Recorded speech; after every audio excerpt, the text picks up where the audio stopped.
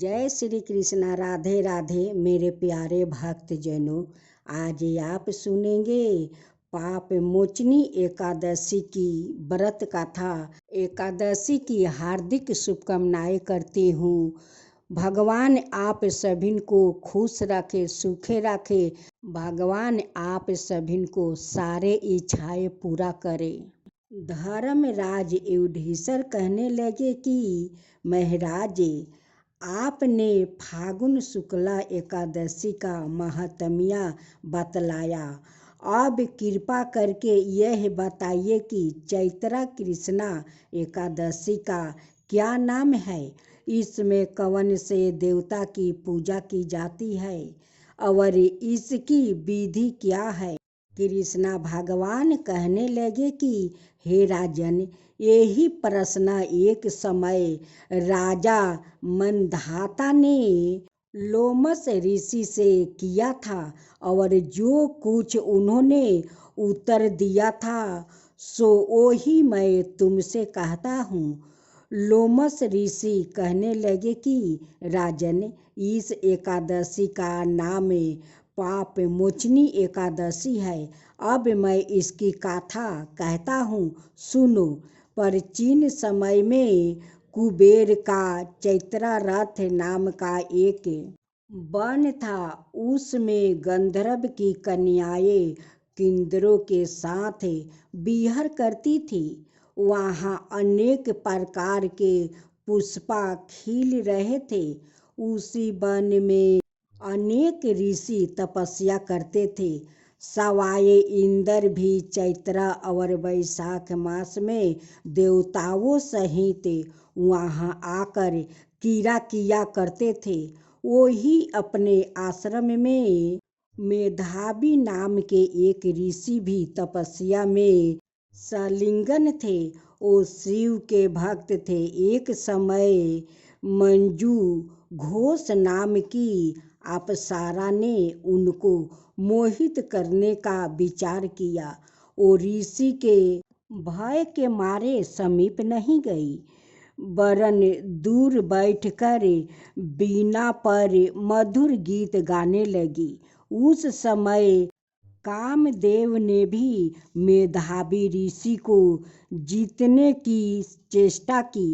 उन्होंने उस सुंदर अप्सरा के भ्रूण को धनुष कटाक्ष को डोरी, नेत्र को धनुष की लचक, कुंचों को कुरी बनाकर मंजू घोष को सेनापति बनाया। उस समय मेधावी ऋषि भी युवा और हष्ट पुष्ट थे। साथ ही योग पवित्र और दंड धारण किए हुए ब्रह्मा तेज से युक्त थे। मंजू घोष ऐसे सुंदर ऋषि को देखकर उनकी सुंदरता पर मूर हो गए और अपने गीत, चूड़ियों और नूपुरों की झनकार और नृत्य कला द्वारा हाव भाव दिखाकर मुनि को रिझाने लगी। पर्याप्त समय तक यह क्रम चलता रहा और अंत में कामदेव ने ऋषि को पराजित कर दिया।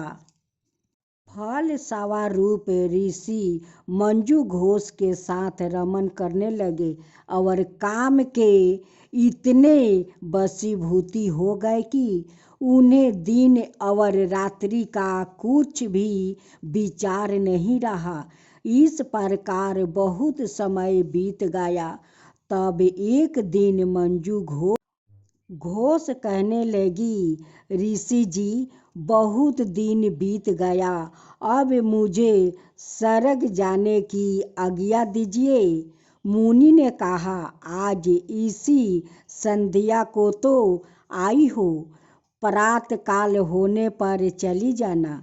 मुनि के ऐसा वचन सुनकर अप्सरा कुछ समय तक और रुकी। अंत में उसने पुनः मुनि से विदा मांगी तो मुनि कहने लगे कि अभी तो आधी रात ही हुई है। अप्सरा ने कहा कि महाराज, आपकी रात तो बहुत लंबी है, इसका क्या परिमाण है? मुझे यहाँ पर आए कई बरस बीत गया है। उस अप्सरा की यह बात सुनकर मुनि को समय का ज्ञान हुआ तो विचार करने लगे कि इस अप्सरा के साथ रमन करते हुए हमको 7वां बरस 9 महीने 3 दिन बीत गया।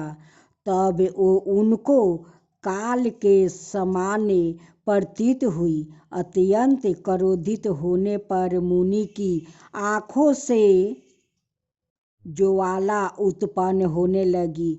वो कहने लगे कि मेरी कठिन परिश्रम से एकत्र की गई तपस्या को तूने नष्ट कर दिया है। तू महापापनी है और दुराचारणी है। तुझे धिक्कार है। तूने मेरे साथ घात किया है, इसलिए तू मेरे शराप से पिशाचनी हो जा। मुनि के शराप से मंजू घोष तत्क्षण पिशाचनी हो गई और भयभीत होकर मुनि से प्रार्थना करने लगी कि महाराज, इस शराप का किस प्रकार निवारण होगा? अप्सरा के ऐसे दीन वचन सुनकर मुनि बोले, हे दुष्ट यादपी, तूने मेरा बहुत अनिष्ट किया है, परंतु फिर भी मैं तुझे शराप से छूटने का उपाय बतलाता हूँ। चैत्र मास के कृष्णा पक्ष की एकादशी का नाम पाप मोचनी है और यह सब प्रकार के पापों का नाश करने वाली है। उसका व्रत करने से पिशाच योनि से मुक्त हो जाएगी। ऐसा कहकर मेधावी ऋषि अपने पिता च्यवन ऋषि के आश्रम में चले गए। मेधावी को देखकर च्यवन ऋषि कहने लगे कि अरे पुत्रा, तूने ऐसा क्या किया जिससे तेरा सारा पुण्य छीन हो गया है? मेधावी कहने लगे कि पिताजी, मैंने अप्सरा के साथ रमन करके घोर पाप किया है। अब आप इस पाप से छूटने का प्रायश्चित करने का मुझे बतलाइए। तब च्यवन ऋषि बोले, हे पुत्रा, चैत्र मास के कृष्णा पक्ष की पाप मोचनी एकादशी का व्रत करने से सब पापों का नाश हो जाता है, इसलिए तुम इस व्रत को करो। पिता की आज्ञा पाकर मेधावी ऋषि ने भी इस व्रत को किया, जिससे उनके सब पाप नष्ट हो गया और वो पवित्र हो गया। उधर मंजू घोष भी व्रत के प्रभाव से पिशाच योनि से छूटकर दिव्या देह धारण करके स्वर्ग को चली गई। लोमस ऋषि कहने लगे कि हे राजन, पाप मोचनी एकादशी के व्रत को करने से सब पाप नष्ट हो जाते हैं। इस कथा को पढ़ने या सुनने से 1000 गौदान का फल प्राप्ति होता है और व्रत से ब्रह्म हत्या, गर्भपात, बाल हत्या, सुरापान, स्त्री से परसंग आदि सब पाप नष्ट हो जाते हैं। तो बोलो कृष्णा भगवान की जय, विष्णु भगवान की जय। आज आप सुने जगन्नाथ भगवान का खूब सुंदर कथा। एक गांव था। उस गांव में एक पति और पत्नी रहा करते थे, लेकिन वो लोग का कोई संतान नहीं था। हर साल वो दोनों पति पत्नी जगन्नाथ भगवान का मंदिर दर्शन करने जाते थे। एक दिन की बात है, दोनों पति पत्नी जगन्नाथ भगवान को मंदिर दर्शन करने जा रहे थे। रास्ते में बहुत लंबा लाइन था। उसी लाइन में वो दोनों पति पत्नी पड़े हुए थे। उसी भीड़ में 5 चोर था। जो चोर जा रहा था, जगन्नाथ भगवान का मंदिर में बहुत सोना दाना था, उसी को चोरी करने जा रहा था। सुबह से सारे भक्तों जाकर लाइन में खड़े थे, लेकिन भगवान को पास वो लोग नहीं पहुंच पा रहे थे। वो 5 पापी के कारण सभी लोग का कष्ट सहना पड़ा। सभी भक्त कहने लगे कि हम लोग हर साल आते हैं, जगन्नाथ भगवान को दर्शन करते हैं, 2 घंटा में हम लोग मंदिर आ जाते हैं। आज सुबह से आकर हम लोग लाइन में खड़े हैं, लेकिन भगवान का पास नहीं पहुंच पाते हैं। क्या बात है कि हम लोग आज पहुंच नहीं पा रहे हैं। हे जगन्नाथ भगवान, हम लोग से क्या ऐसा भूल हो गया है कि आपको दरवाजा तक हम लोग नहीं पहुंच पाते हैं। सभी भक्त जगन्नाथ भगवान के स्मरण करने लगे कि भगवान, आपका दर्शन के लिए मैं हर साल आता हूँ, आज आपका दर्शन नहीं हो रहा है, आपका दरवाजा तक हम लोग नहीं पहुँच पा रहे हैं। अब तो जगन्नाथ भगवान को, अपना भक्त को दुख देख कर उस 5 चोर का अंधा बना देते हैं। अब 5 चोर उधर घूर घूर करने लगे, इधर घूरे उधर घूरे, लेकिन वो लोग का तो रास्ता नहीं दिख रहा था। अब चोर लोग 5 पीछे पड़ गया। अब 5 चोर पीछे रह गया। अब तो सारे भक्त भगवान को दरवाजा तक पहुंच गया। सभी भक्त कहने लगे कि क्या बात है, अब हम लोग इतना जल्दी भगवान के दरवाजे तक पहुंच गया, अब भगवान से दर्शन भी कर लिया। सभी भक्त लोग जगन्नाथ भगवान को दर्शन किया, पूजा पाठ किया, और सभी भक्त अपना अपना घर लौट रहे थे। दोनों पति पत्नी वो भी अपना घर लौट जा रहे थे। रास्ते में जाते जाते देखते हैं कि एक गाछ के भीड़ी वो 5 चोर बैठा है। उनकी आंख से तो कुछ लगता नहीं है कि वो कहीं जा सके।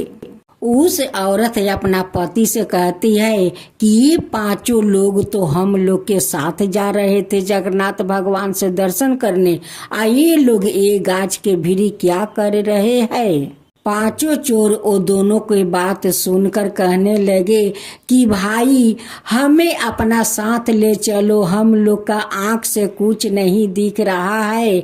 हम 5 इसी गाछ के पास सारा रात थे, हम लोग का तो रास्ता नहीं दिखता है कि हम लोग कहीं जा सके, आप मुझे ले चलिए। अब दोनों पति पत्नी कहने लगे वो 5 चोर से कि आप लोग तो हम लोग के साथ जगन्नाथ भगवान के मंदिर जा रहे थे, यहाँ क्यों आप लोग बैठ गए और आप लोग कैसे अंधा हो गए, ये कारण क्या है। तब एक चोर कहता है कि हम लोग चोर है, हम लोग जा रहे थे जगन्नाथ भगवान का मंदिर में सोना दाना लूटने के लिए, उस लिए जगन्नाथ भगवान ने हम लोग के अंधे कर दिया है कि नहीं हम लोग के आंख रहेगा और नहीं भगवान को सोना दाना हम लोग लूटेंगे, इसलिए भगवान हम लोग के अंधे बना दिया है। दोनों पति पत्नी कहने लगे कि आप लोग कैसा चोर है कि भगवान का मंदिर में लूटने जा रहे थे। देखिए, सभी लोग भगवान के मंदिर में कुछ ना कुछ मांगने जाते हैं, और आप 5 भगवान का मंदिर लूटने जा रहे थे। उस लिए देखो, भगवान आप 5 को अंधा बना दिया है। उस लिए हम लोग आप लोग के कारण उस रास्ते में उस भीड़ में अटके थे। हम लोग भगवान के पास नहीं जा रहे थे। आप लोग तो पापी है, पाप करने जा रहे थे। आप पापी के साथ साथ उनकी भक्त लोग कितना तकलीफ सहा। अगर आप लोग का भगवान अगर अंधा नहीं बनाते तो हम लोग के शायद भगवान से दर्शन नहीं होता। हम लोग वही लाइन में खड़े रह जाते, लेकिन किसी को भगवान से दर्शन नहीं होता। अब तो पांचों चोर हाथ जोड़कर माफी मांगने लगे कि बहन आप मुझे माफ कर दीजिए, भैया आप मुझे माफ कर दीजिए, इस पापी को माफ कर दीजिए। आज से हम लोग कभी चोरी नहीं करेंगे। दोनों पति पत्नी कहने लगे कि ठीक है, हम दोनों पांचों को उस मंदिर ले जाएंगे। अब भगवान का मंदिर में जाकर वहाँ पर बोलो कि हम लोग कभी चोरी नहीं करेंगे। हे भगवान, हम लोग कभी चोरी नहीं करेंगे, तभी न हम लोग मानेंगे। जब दोनों पति पत्नी वो पांचों चोर को मंदिर के सामने ले गए, पुजारी कहने लगे कि ये पापी है, तुम लोग क्यों इस पापी को लाते हो, क्यों लाते हो? ये तो पांचों पापी है, भगवान को लूटना चाहता था, उसलिए जगन्नाथ भगवान ने पांचों को अंधा बना दिया। ये लोग का तो कभी माफी नहीं मिलेगा। पांचों चोर भगवान का दरवाजे पर दंडवत प्रणाम करते हैं, पुजारी से माफी मांगते हैं कि हे पुजारी जी हमें माफ कर दीजिए, हे महात्मा जी हमें माफ कर दीजिए, हम लोग अब ऐसा काम कभी नहीं करेंगे, आज से हम लोग कभी चोरी नहीं करेंगे, आप मुझे माफ कर दीजिए। दोनों पति पत्नी हाथ जोड़कर जगन्नाथ भगवान से कहने लगे कि भगवान ये पांचों को माफ कर दीजिए, इनकी नैन दे दीजिए, इनकी माफ कर दीजिए, अब ये लोग कभी चोरी नहीं करेगा। पांचों चोर उस पुजारी बाबा से कहने लगे कि हे महात्मा जी आप कोई उपाय बताइए कि हम लोग जो पाप करने आए थे वो पाप से कैसे हम लोग के मुक्ति मिलेगा, उसका उपाय बता दीजिए। पुजारी जी कहते हैं कि उपाय तो है लेकिन बहुत कठिन है, तुम लोग का निर्जल उपास रह करे पाप मोचनी एकादशी व्रत करना होगा, तभी तुम लोग के पाप से मुक्ति मिलेगा। पांचों चोर कहने लगे कि हे पुजारी बाबा हम लोग के तो पता नहीं है कि पाप मोचनी एकादशी का विधि विधान क्या है, कैसे लोग करते हैं, हम लोग के पता नहीं है। पांचों चोर का पुजारी बाबा सारे विधि विधान बताते हैं और कहते हैं कि अगर ऐसा तुम पांचों निर्जला होकर पाप मोचनी व्रत करो तो तुम्हारा पाप से मुक्ति मिल जाएगा। वो दोनों पति पत्नी पांचों चोर को उनकी घर तक पहुंचा आते हैं। पुजारी का कहे अनुसार पांचों चोर श्रद्धा पूर्वक पाप मोचनी व्रत किया और वो पांचों को नैन आपस मिल गया। तब से वो पांचों चोर चोरी करना छोड़ दिया और धर्म के राह पर चल दिया। वो पांचों पाप मोचनी व्रत करने लगे। इधर जगन्नाथ भगवान स्वयं में वो दोनों पति पत्नी के घर जाते हैं और उनकी दरवाजे पर एक माला रख देते हैं और सपने में दर्शन देते हैं कि तुम दोनों तो मेरे दर्शन के लिए गए थे लेकिन अपना लिए तो कुछ नहीं मांगा, और वो पांचों चोर के लिए जाकर नैन मांगा। मैं बहुत प्रसन्न हूँ, तुम लोग पर बहुत प्रसन्न हूँ, तुम लोग का श्रद्धा भक्ति देखकर मैं बहुत प्रसन्न हूँ, उसलिए तुम्हारे दरवाजा पर एक माला रख दिया है। जब उनकी पत्नी की आंख खुली तो अपना पति से कहने लगी कि सुनते हो जी, जगन्नाथ भगवान ने आज सपने में दर्शन दिया है। वो कहने लगे कि तुम वो पांच चोर के लिए नैन मांगी लेकिन अपना लिए कुछ नहीं मांगी। मैं तुम्हारा श्रद्धा भक्ति देख कर मैं तुम्हारा दरवाजा पर एक माला छोड़ दिया है।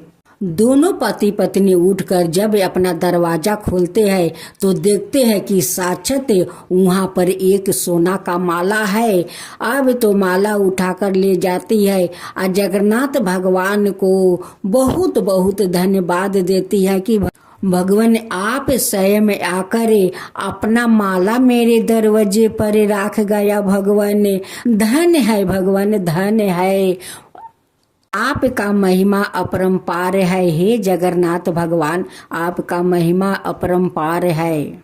कुछ दिन का बाद वो औरत माँ बन जाती है। कहती है कि जगन्नाथ भगवान तो हम लोग पर दया बहुत किया है, छप्पर फाड़ कर दया किया है कि धन घर में भर दिया, मेरा गोद भी भर दिया। हे जगन्नाथ भगवान जैसे हमारा घर भर दिया वैसे ही सबका ऊपर कृपा कीजिए, सबका ऊपर कृपा कीजिए। हे जगन्नाथ भगवान, जगन्नाथ भगवान की जय हो, जगन्नाथ भगवान की जय हो।